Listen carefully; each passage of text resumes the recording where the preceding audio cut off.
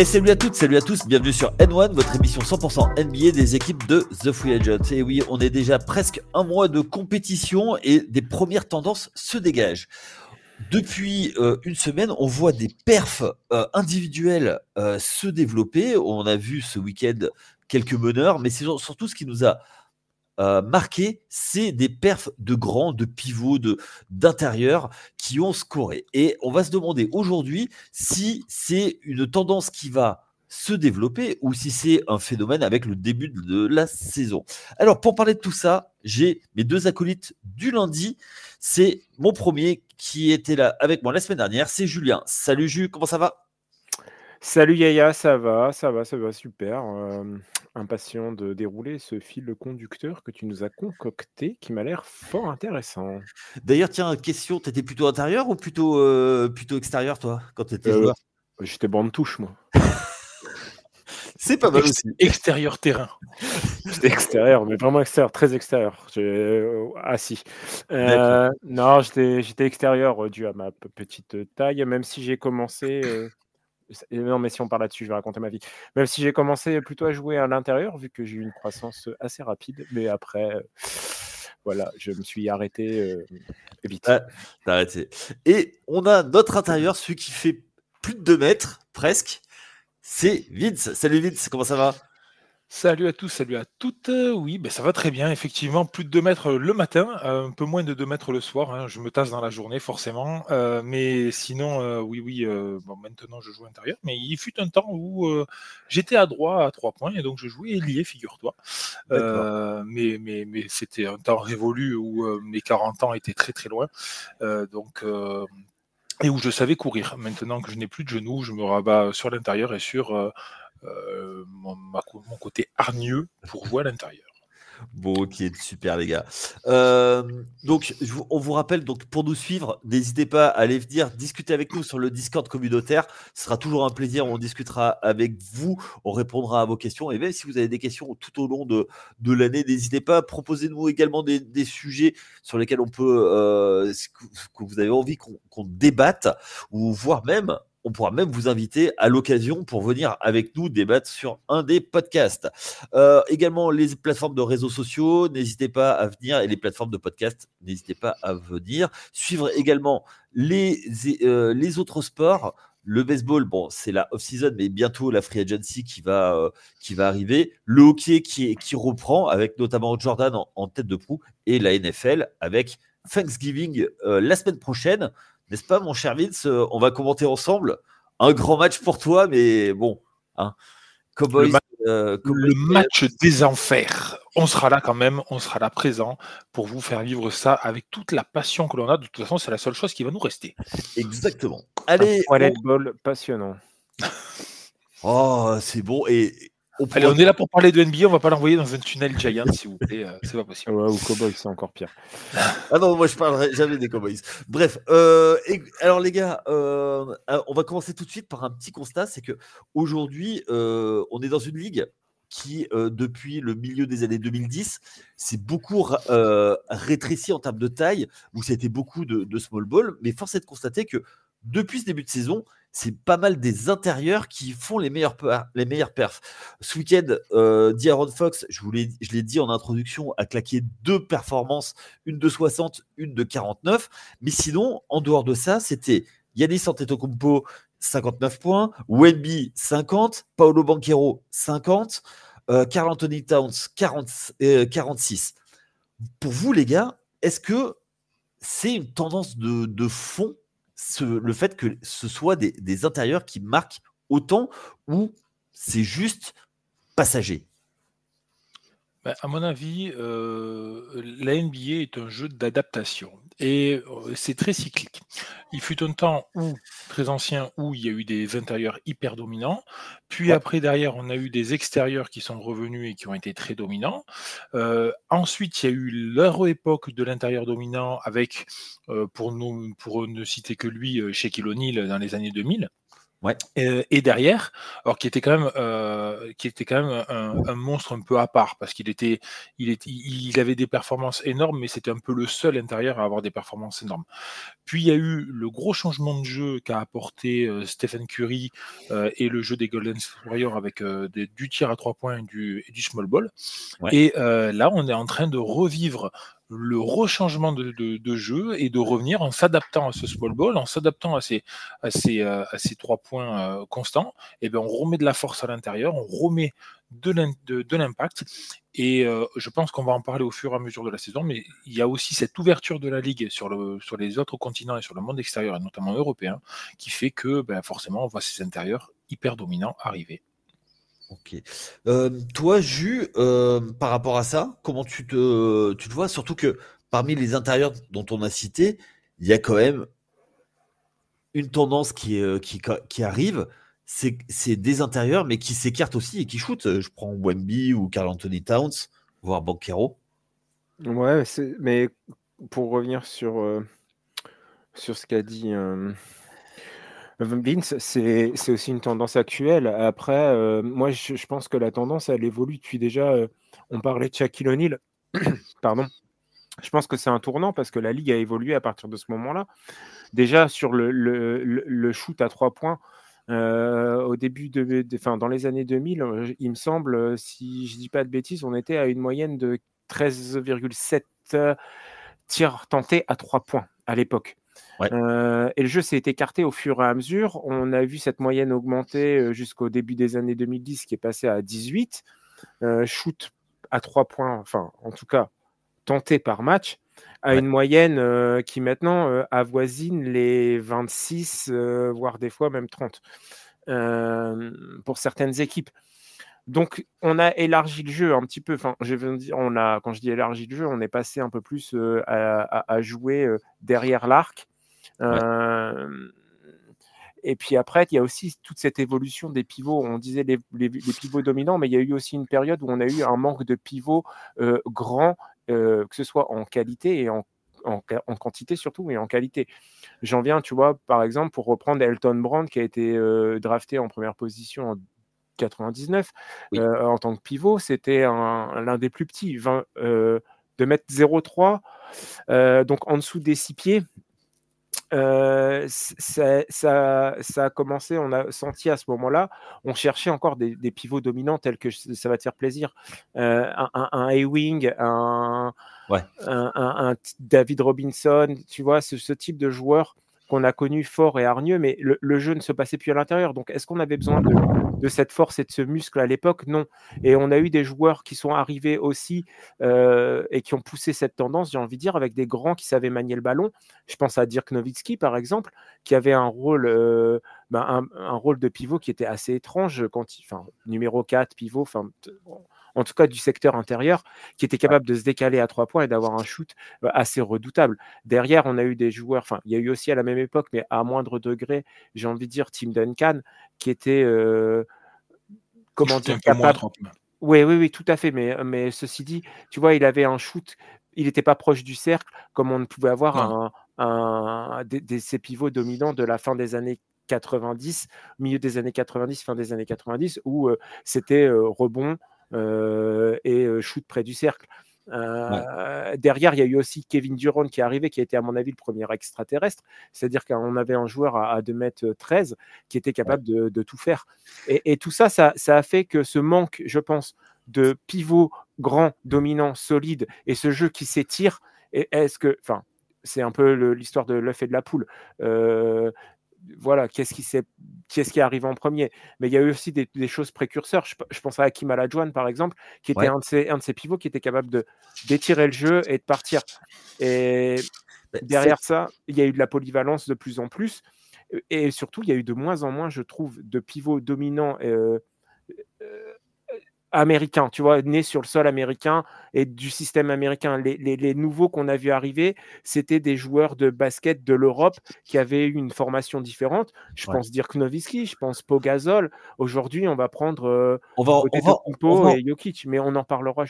On va en reparler. Moi, ce que je voulais, en fait, plutôt, c'est moi ce que je me disais quand j'ai préparé l'émission, c'est de me dire, est-ce que aujourd'hui les intérieurs, en fait, vont redevenir une pièce centrale dans la construction de l'effectif, parce que sur les années, on va dire 2010, j'ai envie de dire, le centre de gravité de l'équipe était plutôt sur des combos gardes où il n'y avait plus de meneurs traditionnels, où maintenant c'était des meneurs scoreurs, avec des ailiers qui ils sont devenus aujourd'hui beaucoup moins importants, prépondérants dans le jeu, à part certains, où maintenant les intérieurs, c'est devenu des free and D, c'est-à-dire que en fait tous les ailiers et même les deuxièmes arrières, ils font la navette sur la ligne de fond à l'angle 0, quoi. Ouais, mais je pense aussi que les joueurs là qu'on a nommés, donc Antetokounmpo, Jokic, Wembanyama, c'est aussi des joueurs qui sont, j'ai envie de dire, des joueurs à part. Il y en a pas. Combien il y en a qui sont capables de faire ça? Donc ces joueurs-là, c'est une arme redoutable. Wembanyama, de toute façon, on le sait, parce que déjà, ne serait-ce que son envergure, sa capacité de manier le ballon, un shoot extérieur efficace, ça devient compliqué, et il faut se servir de cette arme-là parce qu'on peut le servir à l'intérieur, on peut le servir à l'extérieur.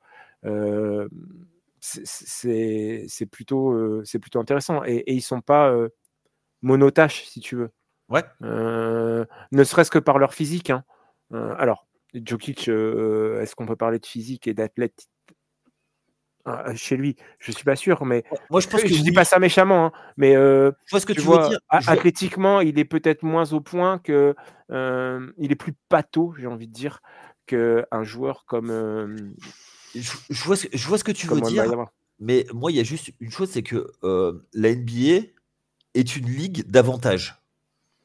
C'est-à-dire que pour être sur le terrain, il faut que tu aies un avantage, un avantage par rapport à un autre. Lui, je pense qu'il a un avantage par rapport à d'autres intérieurs. C'est notamment sa technique, mais pas que, parce que tu parles de physique, mais il est quand même tanké. Ah, il est dur à bouger, hein. Ouais, voilà. Et il est très très dur au sol. Alors peut-être il n'est pas aussi rapide et aussi aérien que certains, mais il est tellement tanké au sol, tellement dur au sol, qu'il est très très dur à bouger. Et pour moi, c'est ça son avantage, Et je trouve que il est beaucoup, enfin, c'est mon avis, il est beaucoup mieux en NBA qu'en jeu FIBA par rapport à ça. La nature a horreur du vide, de manière générale. Donc, on va toujours compléter ce qui est le vide. On l'a dit tout à l'heure, le jeu NBA est sorti de l'arc. On est sorti, on a joué limite des fois en 5-0. Et donc, forcément, maintenant, il y a une place qui s'est libérée au centre. Les intérieurs, ils ont bien compris que maintenant, le jeu à l'ancienne, d'être un intérieur qui ne prenait que des rebonds, qui remontait pour dunker, ça ne suffisait plus.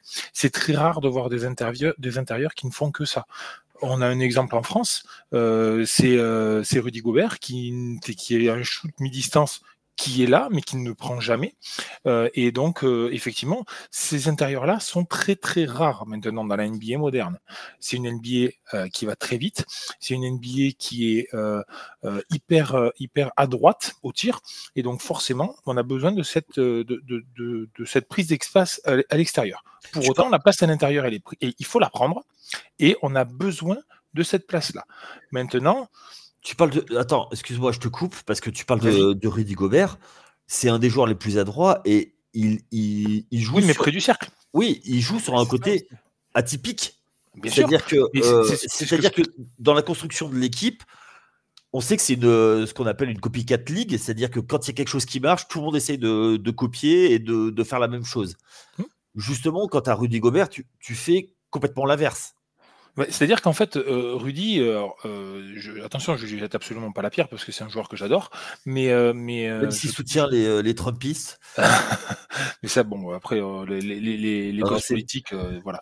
Mais en tout cas, c'est un joueur que j'adore. Pourquoi? Parce que, en fait, lui, son impact, il n'est pas offensif, il est défensif. Donc, il faut déjà aussi mettre ça sur le terrain. Il faut mettre ça sur le papier. L'impact défensif de Rudy est phénoménal. Et justement, c'est quelqu'un qui a su s'adapter à ce mode de jeu extérieur, parce qu'il arrive à défendre aussi à l'extérieur. Souvent, on le voit dans la highlight, il se fait faire danser, ok, mais le nombre de fois où il arrête les extérieurs, c'est quand même très important et prépondérant. Donc, oui, le pivot, il a besoin d'avoir quelque chose à lui qui lui permet comment dire, de s'impliquer dans cette équipe. Rudy, c'est la défense. Les autres pivots, Jokic, Antetokounmpo, tous les autres, et Anthony Davis aussi, ils ont des qualités de shoot ou de passe, ou voire les deux, exceptionnelles. Ces pivots-là, avant, ne demandaient pas à un Shaquille O'Neal d'aller faire des passes. C'était pas son jeu. Lui, il était tellement puissant qu'il allait pour dunker. C'est tout. Et donc, forcément, les pivots ont changé leur manière de faire et d'évoluer sur le terrain pour retrouver leur place dans le mode de jeu de la NBA actuelle. Ouais. Et c'est là que les Européens sont arrivés, et je pense que c'est vers là qu'on va aller, mais avec un processus très FIBA où il a fallu justement diriger le ballon un peu plus différemment que aux États-Unis. Juste pour finir sur ce point-là, qui est capable de me citer le pivot titulaire des Bulls de Jordan? Qui est capable? Non, mais il y en a certains, je veux dire, je comprends, mais les fans, les passionnés le feront, mais les suiveurs comme ça ne le feront pas. Et j'ai même envie de dire, le pivot titulaire du premier titre des Warriors, eh bien, il n'y en a pas beaucoup qui seraient capables de le sortir, je pense. Andrew Bogut? C'était Bogut. Ouais. C'était Andrew Bogut. Mais ce que je veux dire, c'est que tout le monde va penser Draymond Green. Mais Draymond Green, c'était un 4, c'était pas un pivot. Ouais, mais alors justement, c'est ça qui est intéressant, et on va avancer un petit peu plus. Est-ce que justement le fait que il y a eu un changement de paradigme dans le jeu, avec beaucoup plus de shoot à 3 points, mais surtout avec l'avènement du pick and roll et des défenses qui ont changé, l'arrivée du small ball, est-ce que justement c'est pas la réponse à ce small ball avec des joueurs petits où tu mets des grands qui sont extrêmement doués balle en main, qui sont capables à la fois de driver, à la fois, tu l'as dit vite, à la fois de passer, mais qui étaient capables également de shooter à 3 points. Est-ce que c'était pas la réponse justement à ce all switch où tout le monde défendait sur tout le monde? Mais juste après, je vais laisser un peu parler Julien quand même, mais effectivement, le pivot, il a un peu un rôle de meneur actuellement. Quand on regarde les passeurs, tout ça. C'est plus les 4. C'est plus les 4. Oui, mais regarde par exemple Jokic, regarde Anthony Davis qui est capable de faire énormément de passes aussi, ou Wembanyama, il commence à développer cette capacité-là. Alors, je suis d'accord avec toi, c'est plus les 4, mais ça revient à l'intérieur. Cet axe meneur-pivot est vraiment primordial maintenant dans une équipe. Et d'ailleurs, c'est la base de la construction de la NBA. C'est surtout avec le pick and roll. Toi, Julien, par rapport à ce que j'expliquais, est-ce que toi, tu vois en fait une adaptation des effectifs et notamment dans le choix des joueurs pour battre ce all switch qui a gagné pendant l'époque Warriors, hein, on va être clair. Ouais, moi c'est encore pareil, c'est l'œuf ou la poule, tu vois. Est-ce que c'est le fait qu'on a étiré le jeu qui a fait de l'avènement du pick and roll et de savoir jouer contre le all switch? Est-ce que c'est pas aussi le changement de défense et l'apport, on y viendra après, mais l'apport de changement, le changement de mentalité de la NBA sur la défense qui était avant une défense en man-to-man et qui est passée après tout doucement, on se rappelle, sur la défense de zone. Parce qu'il a fallu aussi s'adapter. En NBA, il faut voir un truc, et comparé à l'Europe et même à l'Euroleague, il y a beaucoup plus de matchs, moins de temps de préparation entre les matchs, c'est-à-dire de créer des systèmes pour se créer des opportunités. Et un pick and roll et le dérivé, le pick and pop, c'est des choses faciles à mettre en place. Et quand on voit que ça peut marcher et jouer sur des mismatchs, banco, c'est-à-dire que dans les années 2000, justement, au moment de cette évolution de la NBA vers le shoot à 3 points, on était sur le pick and roll, c'était environ 12% des possessions. Aujourd'hui, on est monté à une utilisation du pick and roll et du pick and pop à environ plus de 20% sur chaque possession offensive. Ça reste toujours axé sur ce mismatch. On va chercher maximiser exploiter au maximum les qualités athlétiques des joueurs qu'on a, parce qu'aujourd'hui, on a aussi une ligue qui est de plus en plus athlétique. Depuis les années 2000, on voit très bien qu'on cherche des athlètes avant tout. À basket équivalent, sauf des joueurs exceptionnels. Mais à basket équivalent, on va choisir un joueur plus athlétique, qui court plus vite, qui saute plus haut. On a aussi cette simplicité, tu vois ce que je disais, de la mise en place. Maintenant, je pense qu'on passe vers quelque chose qui va être assez hybride, déjà maintenant, tu vois, avec des joueurs comme on a évoqué précédemment, Wembayama, Jokic, Antetokounmpo, qui savent jouer sur l'extérieur, c'est qu'on va pouvoir avoir moins de choses prévisibles, on va dire, mais tu vois, sur quelque chose qui va être hybride, vraiment, où on va avoir du pick and roll classique et du pick and pop derrière, qui va pouvoir tu vois, faire décaler en fait finalement le joueur, le grand à l'extérieur, remettre à l'intérieur. On voit que il y a plein de choses comme ça qui font que ça a été facile à mettre en place, et du coup ça a été sur cette défense all switch qu'on a eu un peu une arme à ça, parce que de toute façon, il y allait avoir des mismatchs. Tu parlais de Golden State. Draymond Green, tu vois, au bout d'un moment, sur ce genre de jeu, c'est bien, il est capable, mais il va être en mismatch sur des joueurs qui sont plus rapides ou qui ont un meilleur shoot extérieur. Et on l'a vu après, ça cause des dérives dans son jeu. Mais ça, c'est un autre sujet. Mais c'est un choix complètement assumé. Et là, c'est vraiment l'arrivée du coaching qui est ultra prégnant, en fait. C'est le choix des coachings où les coachs font des choix forts et décident en fait de tactique et font des choix tactiques forts. Moi, tu vois, Kerr qui fait ce choix de dire ok, on accepte le mismatch en défense, mais qui dit mismatch en défense dit mismatch en attaque après de l'autre côté, parce que quand tu as un mismatch d'un côté du terrain, négatif, tu l'as positif de l'autre. Oui et non, mais effectivement, le coaching rentre beaucoup là-dedans. Après, faut-il encore avoir les joueurs pour pouvoir faire ce que tu veux faire? Ouais, bien sûr. Là, il a choisi de le faire parce qu'il avait effectivement des joueurs hyper adroits à l'extérieur, et il avait un effectif qui lui permettait de le faire. Mais c'est comme, excuse-moi, tu parlais d'Andrew Bogut, c'est un choix fort d'avoir Andrew Bogut dans ton effectif, et quand le match se joue, tu le sors pour mettre, on prend l'exemple de 2015, mais ça peut être le cas, on va revenir plutôt après sur aujourd'hui, mais c'est quand même un choix fort de mettre un poste 4 sur un poste de pivot traditionnel, quoi. Ouais, oui. Mais après, excuse-moi, c'est aussi pour compléter certaines faiblesses du all switch. Tu vois, tu vas avoir au rebond, tu vas te retrouver au all switch fatalement avec des plus petits qui vont se retrouver au rebond face à. Et là aussi, il va y avoir des mismatchs. Et moi, je reste persuadé que le rebond défensif, c'est nécessaire, voire indispensable si tu veux gagner un match ou même une saison. Si tu étais bouffé au rebond défensif, ça va pas aller. Et Bogut pouvait apporter ça, mais surtout un mec comme Draymond Green ou d'autres était capable d'aller chercher, parce que le small ball, il n'est pas si small que ça. Faut voir ça aussi. C'est des joueurs qui étaient capables de remonter sur un rebond défensif.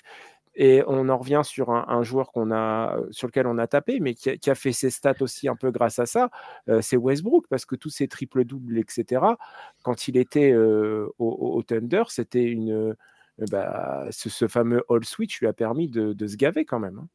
Ouais, ok. Pour en revenir à cette saison. Juste avant de parler juste de la saison, à noter donc tout à l'heure sur ce que disait Julien, sur l'alternance de jeu en NBA. Je vais faire un le saviez-tu version NBA, mon cher Yaya. Sur les 25 premiers MVP de la ligue, donc de 1955 à 25 ans plus tard, donc 80, pardon, je crois. Ouais. De 46 à... Voilà. Ouais. Saviez-vous combien de MVP ont été donnés à des ailiers forts ou des pivots? Oh, beaucoup, parce qu'il doit en avoir une paire pour Bill Russell. Alors, à votre avis, donnez un chiffre. Jouez chez vous, ceux qui nous écoutent. Moi, donnez un chiffre. Je dirais 20. 20. Julien, tu aurais dit combien? Tu dis de combien de temps? En combien d'années? Sur 25 saisons. Les 25 premières saisons. 25 premières? Oui. Il doit y avoir du Mikan, du Russell, etc. Donc on doit être... je dirais aussi une vingtaine. Hein. Eh bien, il y en a 22. Seulement 3 qui ont été donnés à des meneurs ailiers. Alors, il y a Julius Erving en 81, il y a Oscar Robertson en 64 avec sa fameuse saison historique, et il y a Bob Cousy qui le prend. Mais sinon, effectivement, il y a du Bill Russell, du Wade Chamberlain, du Wes Umfield, donc voilà. Ouais, mais et tout ça pour dire que, juste pour je finis là-dessus. C'était autre chose parce qu'en fait, déjà, à la base, il n'y avait pas de shoot à 3 points. Oui, mais il est arrivé en 79. Mais l'essence même du jeu à l'époque, c'était un grand. Enfin, tu vois, tu as complètement raison, mais justement, je voulais finir là-dessus, c'est que il y a eu ça, il y a eu le changement de la règle, et la règle a créé la naissance de ces ailiers meneurs très shooters, et qui ont permis d'arriver derrière à partir de 1980 avec 9 MVP d'affilée sur des arrières meneurs. Donc, ce que je veux dire, c'est que c'est cyclique. À partir de là, après ces 9, il y a eu toute la partie des années 90 où ça a été certes dominé par Jordan, mais sinon aussi par des intérieurs. Et puis Jordan avait un jeu très très présent aussi quand même à l'intérieur. Et derrière, il y a eu la période de partie Shaquille O'Neal, un petit peu. Puis Duncan avec Nowitzki. Et depuis Nowitzki, il faut entre Nowitzki et donc Giannis Antetokounmpo en 2018, il n'y a eu effectivement que des ailiers ou des meneurs qui ont gagné le titre de MVP. Donc, c'est cyclique. Et là, je trouve que la réponse à Curry-LeBron, ça a été de remettre de l'intérieur, de remettre du fort, de remettre une tour de contrôle qui permettait d'asseoir une défense et d'avoir un impact physique assez dominant en attaque. Ouais, mais en fait, moi, on en a parlé, mais aujourd'hui, effectivement, tu l'as dit, aujourd'hui, 20% des possessions, c'est du pick and roll ou du pick and pop, avec aujourd'hui des intérieurs qui sont plus comme avant ou qui jouaient en isolation. Maintenant, ils vont plus être ceux dont on a parlé. C'est des joueurs capables de shooter extérieur pour pouvoir créer du désordre en fait dans la défense. C'est-à-dire qu'ils peuvent à la fois attaquer le panier, à la fois shooter et à la fois aller passer et être créateur de jeu. Et surtout aller chercher leur rebond, j'ai envie de dire défensif, même s'ils ne sont pas sous le cercle. Fini l'époque des Rodman où je rate exprès 4 shoots pour me refaire 3 rebonds, tu vois. Ouais. Mais ce que je veux dire, c'est qu'ils sont aussi capables de ça. C'est-à-dire que c'est des joueurs qui sont physiques, qui ont généralement, on cherche à ce qu'ils soient grands, bons shooters et une très bonne envergure. Parce que l'envergure de Jokic, je parlais de ses carences athlétiques, mais par contre, il n'a pas de carence physique parce que son envergure, elle est monstrueuse.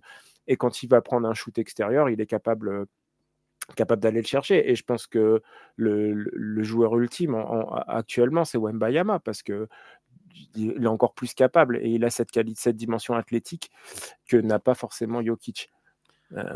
Et peut-être plus aérien, mais voilà. Mais ceci dit, je pense que c'est une polyvalence qu'on cherche et pouvoir remettre le jeu peut-être à l'intérieur, comme tu dis, c'est peut-être se rappuyer dessus peut-être, mais c'est difficile parce que justement, on va avoir plus de situations de pick and pop en haut de raquette où voilà, on n'a plus de joueurs qui jouent au poste 0, tu vois, en bas, qui font du move à la Kim Olajuwon. Tu t'en vois plus. Okay. Tu vois si, mais ça de la part de meneurs qui vont rentrer dans la raquette et qui se retrouvent face à un grand, quoi. Et c'est là où ils vont le jouer. Ok. Vous les gars, avec le pick and roll justement, donc avec beaucoup de choses qui tournent autour de l'intérieur, est-ce que et on a vu ça ce week-end avec 2 joueurs qui ont beaucoup scoré, qui sont mis en évidence, est-ce que ça va pas justement les libérer, c'est-à-dire plutôt les porteurs de balles, puisque on sait que maintenant aujourd'hui, je vais citer un de tes anciens coachs, Julien, puisque toi tu es fan des Celtics, Brad Stevens, qui disait aujourd'hui, il y a deux positions. Il y a celui qui a la balle et celui qui n'a pas la balle.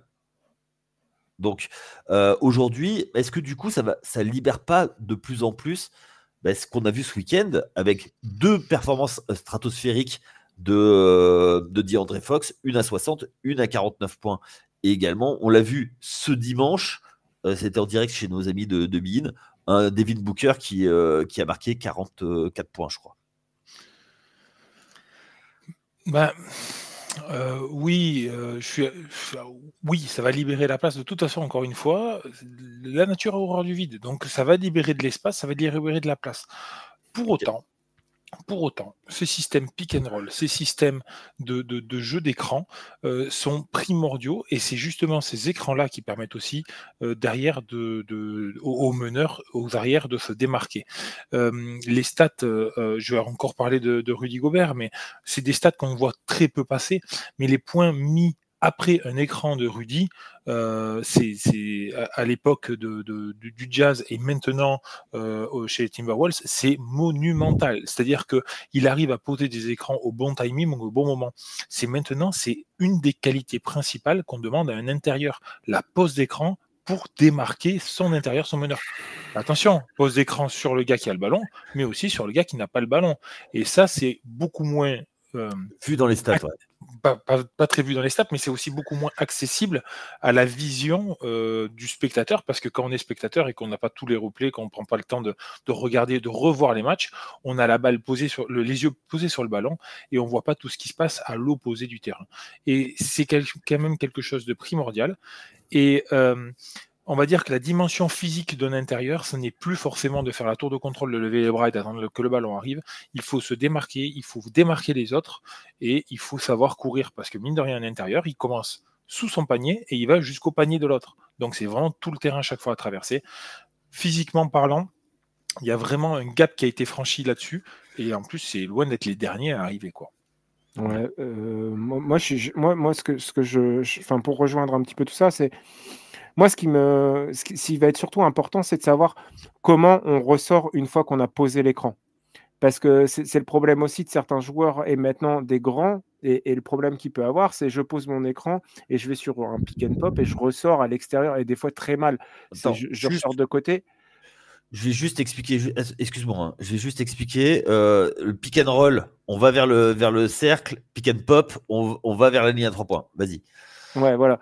Donc, où on a tendance à avoir des intérieurs qui vont plutôt, au lieu de chercher le mismatch et surtout le match-up de taille qu'ils vont avoir par rapport à un autre joueur sur lequel ils vont poser l'écran, se retrouvent complètement déséquilibrés parce que eux ressortent en pick and pop, ont tendance à ressortir sur l'extérieur.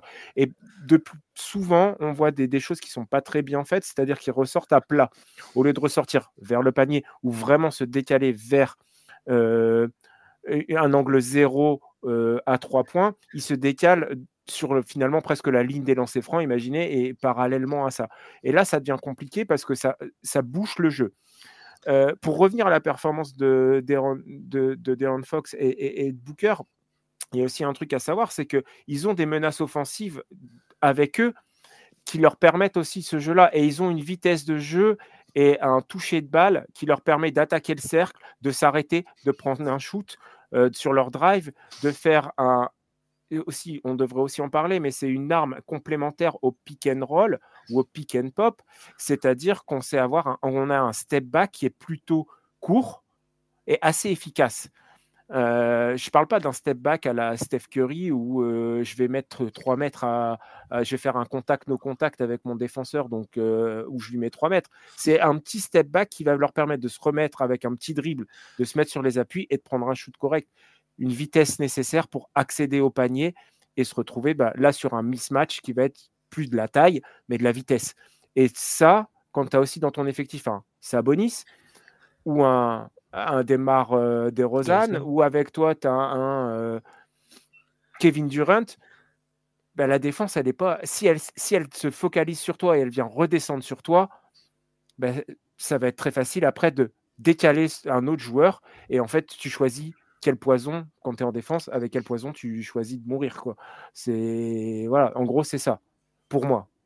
Ok, donc en gros, on est d'accord que en fait, le système de jeu, c'est choisir son poison sur le en pick temps and roll, défensif. quoi. Quand c'est bien fait, un pick and roll, Quand c'est bien fait, si tu as la pause d'écran et derrière la sortie de cette pause d'écran, elle est mal faite, tu bouffes ton jeu. Le jeu va s'arrêter, tu regarderas, ils vont se retrouver dans des situations très difficiles parce que finalement, l'aide défensive, elle va venir du mec sur qui tu as fait ton écran et au final, il a plus rien à faire, lui. Au lieu d'aller être embarqué dans le jeu, il est plus du tout embarqué. Donc, tu te retrouves, au lieu de te retrouver avec un contre 1, en mismatch, tu te retrouves sur un 2 contre 1 et tu vas généralement, c'est la NBA, on va aller forcer un shoot.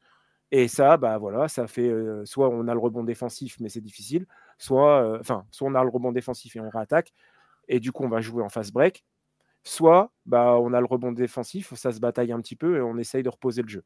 Et tu vois très bien que ce que je disais tout à l'heure, la mise en place de système offensif en NBA, c'est compliqué. Reposer le jeu, il n'y a plus d'ISO, il n'y a plus rien, donc on repart sur un pick and roll, et s'il est de nouveau mal fait, bah, bis repetita.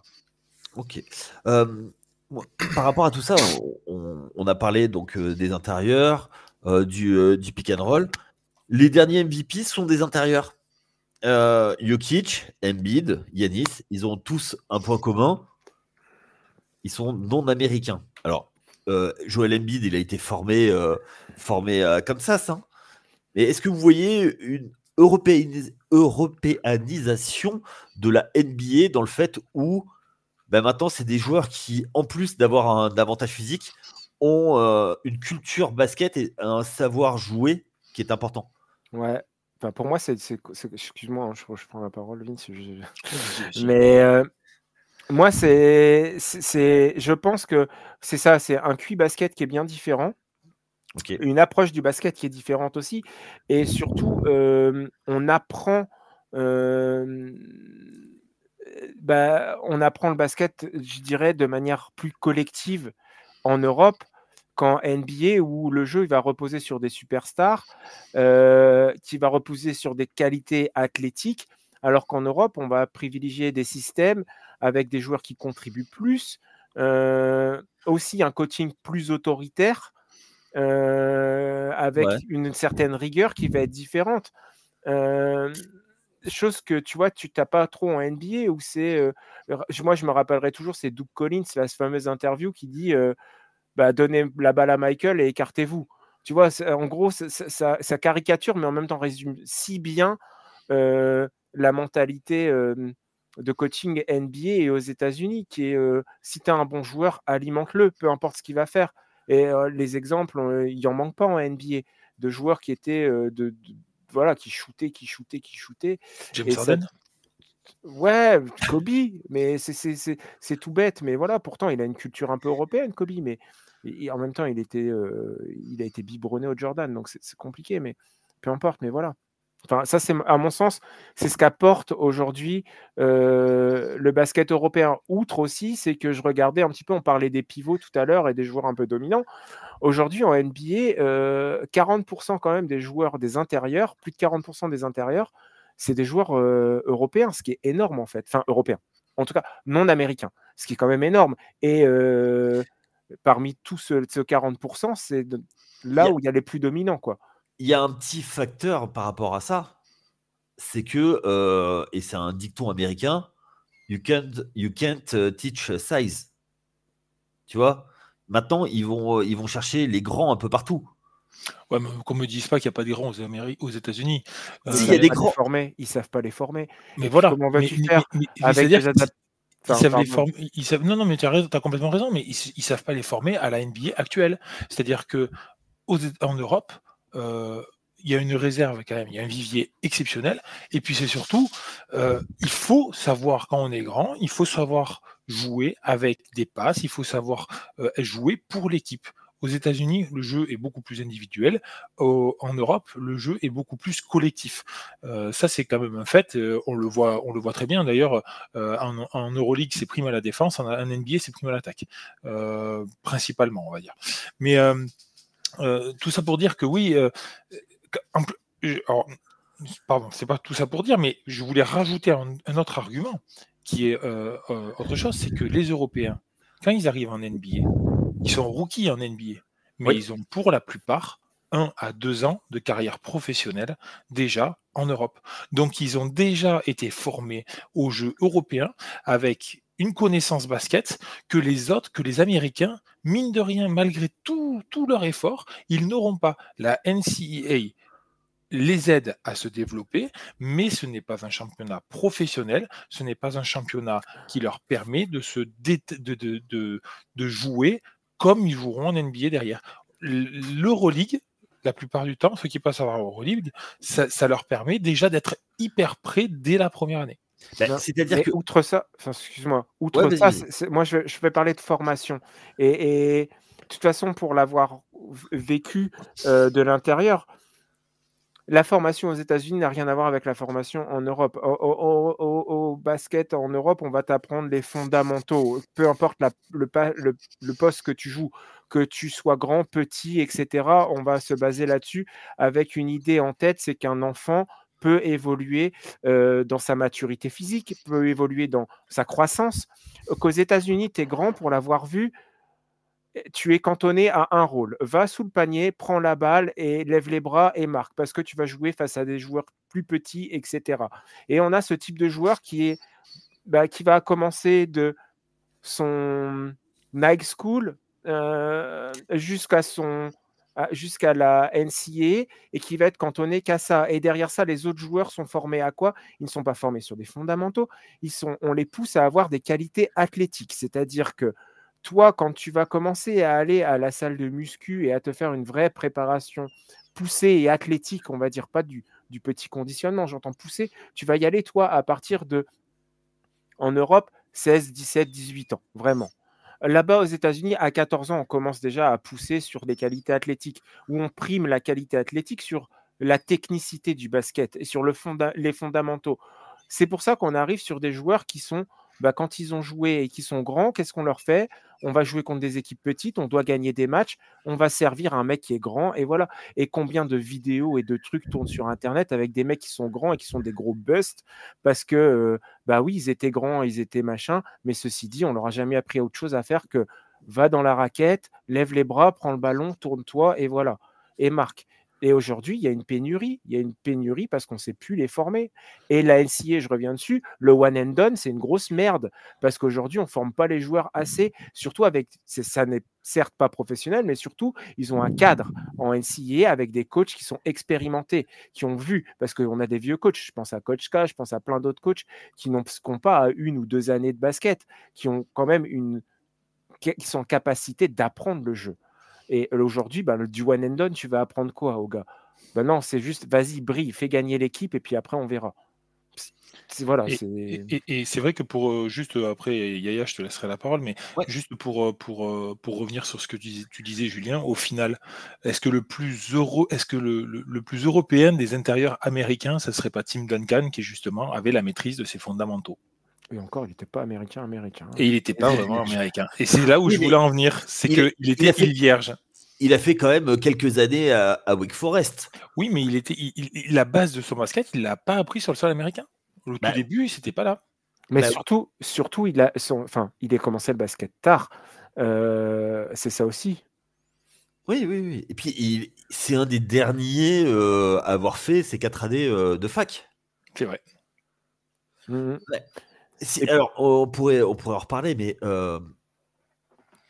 encore, Tim Duncan, c'était une autre époque. Aujourd'hui, tu vois, moi, je trouve que aujourd'hui, avec justement le fait que tu parles de formation NCAA, avec des joueurs qui veulent partir très vite en NBA, et je ne leur jette pas la pierre. Ils vont chercher les dollars qui vont peut-être... Mais le but est de mettre à l'abri leur famille, c'est uniquement ça, ils cherchent un contrat. Et derrière, après, le truc, c'est que quand ils arrivent en NBA, ils ont toujours été des stars, ils arrivent en NBA où ils ont un rôle, et c'est extrêmement frustrant. Et les gars, ils sont persuadés d'être tous le meilleur joueur de la ligue. C'est Kevin Serafin qui l'avait dit. Il avait dit, moi, le premier truc qui m'a choqué en NBA, c'est que tous est persuadé d'être le meilleur joueur de la ligue. Mais tu vois, ça c'est le truc que je trouve, moi, le plus positif, excuse-moi, le plus positif sur les joueurs américains et sur la formation, c'est qu'au moins, on leur inculque une certaine mentalité.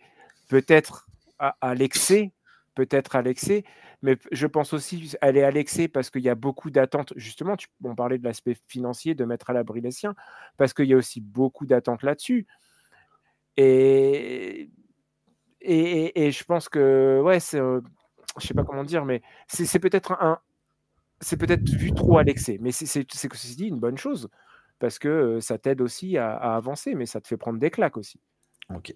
Le fait que maintenant les joueurs européens, bah, on a vu sur les meilleurs perfs, Yanis, Wemby, Banchero, si on peut, il est à moitié italien, on va dire. Karl Anthony Towns qui est dominicain, SGA qui est canadien. Est-ce que pour vous, c'est l'internationalisation de la NBA maintenant et c'est acté et que bah, les, les meilleurs QI basket sont extérieurs? Bah, excuse-moi Vincent, mais Non, je mais pense que de toute façon, il y a un changement de mentalité aussi. Et parce que les stéréotypes, il y en avait pas mal. La barrière culturelle avant, c'est surtout ça aussi, je pense. La barrière culturelle avant, elle était plus prononcée et les coachs en NBA avaient un peu de réticence avec les joueurs européens. Moi, je me rappelle, hein, qui pour moi est sans doute l'un des meilleurs joueurs européens all-time, c'est Dražen Petrovic. Il a Ouais. fallu un certain temps avant qu'on aille on lui donne la confiance. Moi, je pense à un des précurseurs de ce qu'on disait tout à l'heure du jeu des grands à l'intérieur, etc., mais qui arrivait bien trop tard en NBA, Sabonis. c'est Sabonis. Même si Le on a eu père. du Divac, etc. Alors, Sabonis, le père Arvidas, qui a été drafté par Portland dans les années 80, qui se pète 10. les tendons. Oui, mais il est drafté en 86. Ah oui, exact. Mais il arrive bien Et il après. arrive en 98, 88, je un crois, un truc comme truc ça, comme ouais, tout à fait. Et il a plus de tendon d'Achille, plus rien. et il démonte, il est dominant et il est pas enfin, pour un joueur qui est sur les rotules et cetera, on voit que techniquement, la science du jeu, c'est ce qu'il est ça fout une claque, je pense, à certains coachs. Oui, tout à fait. Tout à fait. Mais il savait qu'il était très fort puisqu'il avait battu les États-Unis en 88, quasiment à lui tout seul, au JO de Séoul. Mais tu sais, on a parlé aussi beaucoup donc, de ce changement de mentalité. Tim Duncan le disait, et Tony Parker en a beaucoup rigolé après, mais il en a voulu au début. Quand Tony est arrivé à San Antonio, Tim Duncan, la première réaction qu'il dit à Pop quand il draft Tipeee, c'est Attends, tu nous as pris un meneur européen, mais jamais je lui ferai de passe. Voilà. Et Tony Parker l'a clairement dit, la première année de Tony Parker aux Spurs, ça a été juste pour essayer de convaincre qu'il pouvait jouer avec Tim Duncan, et ça a été très très compliqué leur relation au tout début. Alors, Il lui a pas parlé. Il lui parlait pas. Il lui parlait pas, il refusait de jouer avec lui. Et il a fini par comprendre qu'il pouvait quand même y arriver, et il a fait son mea culpa, qui a permis après aux Spurs de dérouler, d'avoir cette dynastie-là. Mais bon, effectivement, le jeu des Spurs de manière générale, avec cette ouverture complète entre un Européen, un Sud-Américain, pardon, et un Américain, qui sont les trois têtes de proue de l'équipe, c'était quand même très, très important. Moi, je voudrais rebondir là-dessus. Et tu sais, ce qui a facilité surtout l'adaptation de Tony Parker, c'est déjà que dans le staff de Popovic, il y avait des assistants coachs qui étaient européens et qui avaient déjà fait pas mal de bases européennes. Et en plus de ça, rajoute à ça que Tony Parker, j'ai eu la chance de pouvoir le croiser, a été préparé toute son enfance pour ça. Et puis surtout, la barrière de la langue, il ne l'avait pas, contrairement à d'autres joueurs. La barrière culturelle, il ne l'avait pas. Et ça l'a quand même aussi beaucoup aidé. Je pense que toutes ces relations que tu évoques, ça a aussi été, je dirais, un peu effacé et gommé et facilité grâce à cette barrière culturelle que lui n'avait pas autant que ça que d'autres. Et puis toute cette mondialisation du basket aussi fait qu'aujourd'hui, cette barrière culturelle, on l'a de moins en moins. On regarde en Liga ACB, on fait des académies limite NBA, tu vois, où on prépare les joueurs à aller jouer en NBA. Et tout ça fait que la barrière culturelle, Et puis de toute façon, on est dans un monde où il y a sa mondialisation, etc. Et l'accès à la NBA, l'accès à la culture américaine est beaucoup plus simple. Et ce fait aussi, c'est qu'on a une meilleure adaptation des joueurs européens et peut-être aussi un œil différent des coachs NBA qui sont, ceci dit, toutefois réticents. Je prends un Thibodeau, va lui parler de joueurs européens, je pense que va t'envoyer valser. Hein. Oh, non, on parle pas comme ça de tips. Ok, ça c'est pour la partie européenne. On va juste, pour conclure, parce qu'on a déjà à presque 50 minutes de débat sur ces perfs, le fait qu'il y ait des intérieurs qui maintenant soient beaucoup plus, comment dire, skills, enfin, ont de plus en plus de cordes à leur arc. Maintenant, ça met un nouveau problème, c'est sur la défense. Comment on défend sur eux? Comment vous voyez défendre sur eux? Justement, sur ces grands intérieurs scoreurs maintenant, puisque c'est le retour du scoreur. Mais il y a moi je vois 3 solutions. Le coup de la corde à linge. La première, c'est que tu mets un autre alien en face. Voilà. Et ça fait duel d'aliens, ça fait un Marvel, ça fait un très beau film au cinéma. Et voilà. Bon. Ça peut arriver. Hein. Antetokounmpo, typiquement, a vu arriver Jokic. Alors attention, ce n'est absolument pas le même profil, mais je veux dire, ils se rendent coup pour coup. Ça vient dans ma deuxième solution, qui est de dire, on va faire la course au scoring. On n'arrive pas à défendre sur eux. Le but du basket, c'est de gagner. On gagne en marquant plus de points que l'adversaire. Si on n'arrive pas à les arrêter, on va juste marquer plus. Et donc, ça vient sur ma troisième solution. Comment on fait pour marquer plus? On écarte encore plus le jeu. On a des intérieurs qui sont dominants, on écarte, on fait circuler la balle, on revient à du jeu hyper, on va dire Spurs 2014, où il y a toujours de l'extra-passe, toujours constante, on fait courir, on essouffle, on fatigue ces grands bonhommes qui sont quand même de grosses ossatures et qui sont donc naturellement plus longue et plus fatigante à déplacer sur un terrain, et on utilise énormément, pourquoi pas, le shoot à 3 points. Et donc, on va revenir sur ce fameux cycle. Ça ne m'étonnerait pas que d'ici 10-15 ans, on revienne sur un cycle où, de nouveau, on repart sur du cycle extérieur, et puis voilà. Ok. Toi, Jus, comment tu verrais défendre sur ces nouveaux aliens? Déjà, j'apprendrai aux joueurs à glisser sous un écran. C'est le premier point. Sous? Ouais, sous ou au-dessus, tu vois, pas se laisser prendre dans un écran. Attends, après, il y a pas mal de joueurs qui peuvent passer entre les jambes de Wembanyama sur les écrans. Hein. Exactement. mais après, il faudrait, mais c'est pas dans la mentalité, les mentalités changent très lentement aux États-Unis, même s'ils se veulent, et que ce soit de manière générale, je parle culturel, même s'ils se veulent révolutionnaires sur plein de choses, je vais pas rentrer dans des contextes politiques ou autre chose, mais les mentalités changent doucement entre le message et ce qui se passe, c'est bien différent, mais une défense de zone correcte permettrait de justement éviter ce genre de pick and roll, etc. C'est que là, aujourd'hui, on est sur des défenses de zone qui sont plutôt hybrides. C'est plus des match-up. Et on va se retrouver là-dessus, alors que oui, ça va être un jeu un peu chiant à l'européenne. Et clairement, tu ne payes pas un abonnement à NBA pour regarder un truc cadenassé et où tu vas avoir... ça va être dur de marquer, tu vois, de te créer des occasions de shoot. C'est sûr que ça va être compliqué. Pour moi, ce serait la solution. Mais tu vois, je pense que, encore une fois, moi, je reste sur les sports américains. Le fait que avant tout, c'est des business. Et la NBA ne veut pas d'une défense de zone. Il y en a pourtant, tu vois, par exemple, le coach Spo n'hésite pas à en sortir. Les Mavs 2011, ils en sortaient régulièrement. Ils en sortaient. Est-ce qu'ils ont fait des matchs complets? Est-ce qu'ils ont fait des saisons complètes à faire ça? Non. Parce que aussi, le problème aussi de faire ce genre de défense, c'est que le fast break offense, c'est plus dur quand tu as des stars qui sont que tu dois faire jouer rapidement, etc. C'est plus dur de ressortir d'une défense de zone sur du fast break et sur du jeu rapide. C'est plus dur, en sortant d'une défense de zone, tu vas avoir un peu de mal à vite te projeter vers l'attaque. Et il va falloir, encore une fois, des athlètes de dingue, mais c'est compliqué. Mais je pense qu'il y a un juste milieu à trouver. Ouais, Déjà, si ne serait-ce que d'apprendre aux joueurs à pas aller à glisser sous l'écran, ce serait déjà pas mal. ouais, mais tu parles de défense de zone. Il y a un truc en NBA qui est pas possible, c'est la défense de zone avec un mec au milieu de la raquette, puisque il y a les 3 secondes défensifs. Ouais, mais ceci dit, ils savent jouer avec les règles. Hein. Oui. Tu sais comment jouer avec les règles. Ce qui n'est pas écrit, c'est que c'est autorisé. Donc, il y a des choses que tu peux faire.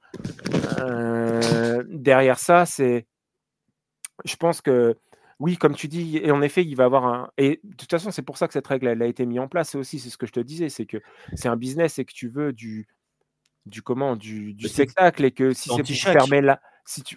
mais si tu veux fermer la raquette, etc., non. Mais ceci dit, il y a des moyens de le faire. Tu peux glisser une défense de zone, tu regardes, il y a maintenant de moins en moins en Europe, de toute façon, un mec qui reste au milieu, et voilà. Et comme disait Vince aussi, c'est un autre extraterrestre face à ça. Mais des extraterrestres, tu tapes pas dans une poubelle et il n'en sort pas 15. Hein. Donc, ouais, non, mais on est d'accord. Mais on revient là-dessus. Même leur défense de zone, je trouve que pour avoir vu quelques équipes, c'est pas de la défense de zone pure et dure. Tu vois, c'est plus de la match-up avec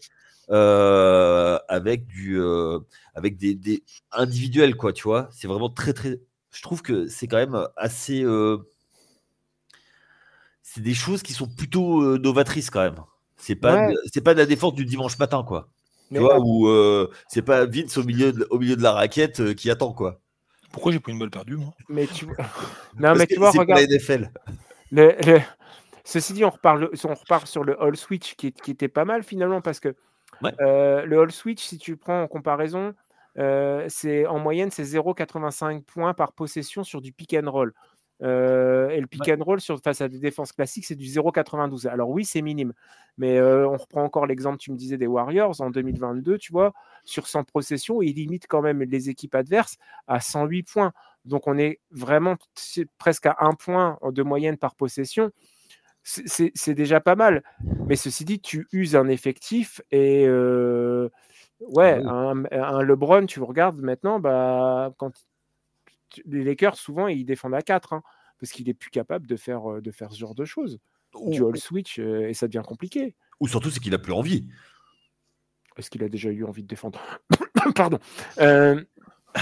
On salue Thomas d'ailleurs qui dit que c'est le GOAT absolu, voilà. Bref. Non, mais bref, peu importe. Mais... Enfin bon, ok. Bon, écoutez, c'était quand même assez intéressant cette discussion. On va suivre tout au long de la saison, voir si ces intérieurs vont continuer à faire des cartons, ou si les ailiers vont prendre le relais du scoring. On est déjà à une perf à 60, une perf à 59. Et jusqu'à combien ça peut monter? On attend vos avis donc dans les commentaires sur Discord. N'hésitez pas à venir discuter avec nous. Messieurs, merci pour avoir apporté votre expertise sur ce sujet. Et c'était avec grand plaisir, et on vous dit à la semaine prochaine. Donc ce sera pas nous, ce sera Chris avec Jules pour un épisode, vous allez voir, plutôt sur les prospects. Nous on se retrouve d'ici 15 jours pour le conseil de classe. Et oui, le mois de décembre arrive. Il y aura des choses à dire. On vous souhaite à tous une bonne journée si vous êtes en journée, et une bonne soirée si vous écoutez en soirée. Allez, à très vite. Ciao. Ciao.